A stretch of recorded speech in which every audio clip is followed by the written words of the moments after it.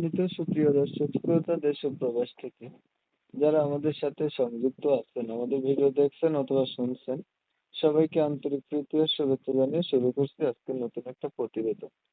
বন্ধুরা, আমার সাথে সংযুক্ত আছে সুইট মিষ্টি একটা আপু। তার জীবনের গল্প কথাগুলা তুলে ধরার চেষ্টা করব। আপনাদের হাতে যদি সময় থাকে ভিডিওটা না টেনে কন্টিনিউ করেন, তাহলে বুঝতে পারবেন ওনার প্রতিবেদনে আসার কারণ সম্পর্কেও জানতে পারবেন। কথা না বাড়িয়ে পরিচয় করাইতেছি আপনাদের সাথে। আসসালামু আলাইকুম। ওয়ালাইকুম আসসালাম। আসসালামু আলাইকুম ভাইয়া। ওয়ালাইকুম আসসালাম। আপু ভালো আছেন? জি ভাইয়া, ভালো আছি। আপনি ভালো আছেন? এই তো আলহামদুলিল্লাহ, আমিও ভালো আছি। আপু ভালো আছেন, ভালো থাকবেন, ভালো থাকাই কামনা করছি। তবে এই যে শুনতে চাচ্ছিলাম প্রতিবেদনে আসার কারণ কি ছিল, কেন আসছেন বলুন?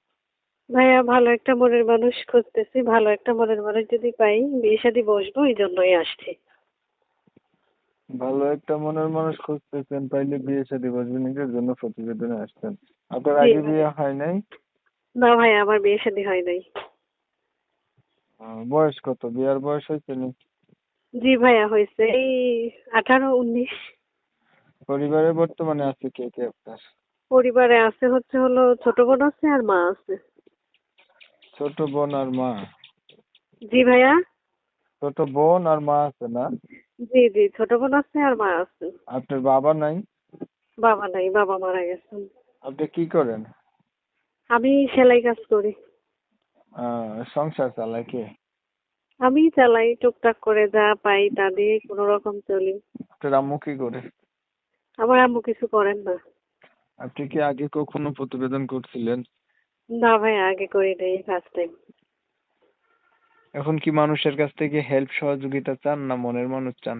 না না, হেল্প সহযোগিতার প্রয়োজন নেই। আমি মনের মতো একটা মানুষ চাচ্ছি যে সারা জীবন আমার পাশে থেকে আমার দায়িত্ব নিয়ে ভালোবেসে আমার পাশে থাকবে, এই জন্যই আসছে। হেল্প সহযোগিতার কোনো প্রয়োজন নেই।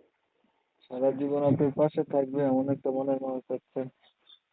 যে যেমনই হোক, একটু বয়স্ক হলে বা যেমনই হোক, তবে আমার মনের মতো হবে, আর যাতে আমাকে বুঝতে পারে, আমার পাশে থাকবে, এরকম। মানে বয়স কোনো ব্যাপার না, বয়স বেশি হলেও অসুবিধা নাই, আপনাকে বুঝতে পারবে, অসুবিধা আপনার নেই, পাশে বয়স থাকবে। বেশি হলে কোনো অসুবিধা নেই। আচ্ছা আপু, আপনার লেখাপড়া আছে নি জানা? জি ভাইয়া। পড়ালেখা জানা আছে নি? বড় লেখাপড়া করছিলেন? লেখাপড়া জি ভাইয়া করছি, হ্যাঁ, ক্লাস 7 পর্যন্ত পড়াশোনা করছিলাম। ছবি যেটা পাঠাইছেন এটা আপনারই? জি ভাইয়া, জি, এটা আমার ছবি। ঠিক আছে, আমি আপনার বিষয়টা একটু ক্লিয়ার করে দিই আগে। প্রিয় দর্শক শ্রোতা, শুনছিলেন এই যে আমি কথা বলছিলাম, এই আপুটি দেখতে চমৎকার সুন্দরী, সুন্দর হওয়া সত্ত্বেও প্রতিবেদনে আসছে একটা মনের মতো মানুষ চাচ্ছে। তো ওনার পরিবার সম্পর্কে জানতে গিয়ে জানলাম বাবা নাই, মা আর ছোট বোনকে নিয়ে থাকে আর কি, এই হচ্ছে ওনার পরিবার। আচ্ছা, 18-19 বছরের মতন বয়স হবে, 7 পর্যন্ত লেখাপড়া আছে, সেলাই মেশিনের কাজ জানে, এটা করে সংসার চালায়। তো যারা অল্প কিছু লেখাপড়ার পাশাপাশি হাতের কাজ জানা থাকবে এমন মেয়ে খুঁজছিলেন বা চেহারা সুন্দর হবে, তারা চাইলে এই আপুটির সাথে কথা বলতে পারেন। আমি কমিউনিটি গাইডলাইনের কারণে আপুটির নাম ঠিকানা নিতে পারিনি, আন্তরিকভাবে দুঃখ প্রকাশ করছি। নাম ঠিকানা জানতে চাইলে সরাসরি ওনার নাম্বারে ফোন দিবেন, ফোন দিয়ে ওনার সাথে কথা বলবেন, জেনে নেবেন। আপু আর কিছু বলবেন আপনি? না ভাই, আমার আর কিছু বলার নেই। সবার উদ্দেশ্যে একটা কথাই, যাতে বাজে মন্তব্য কেউ না করে, আর ভালো মন মানসিকতা নিয়ে ফোন দেয়। আর যে আমার সাথে যোগাযোগ করবে, আমার এই নাম্বার, এটা বাটাম ফোন, এটাতে যোগাযোগ করলে আমাকে পাবে। তো আপনারা অনেক সময় নিয়ে ভিডিও দেখছেন, ধন্যবাদ সবাইকে। সবাই ভালো থাকবেন, সুস্থ থাকবেন, আল্লাহ হাফেজ।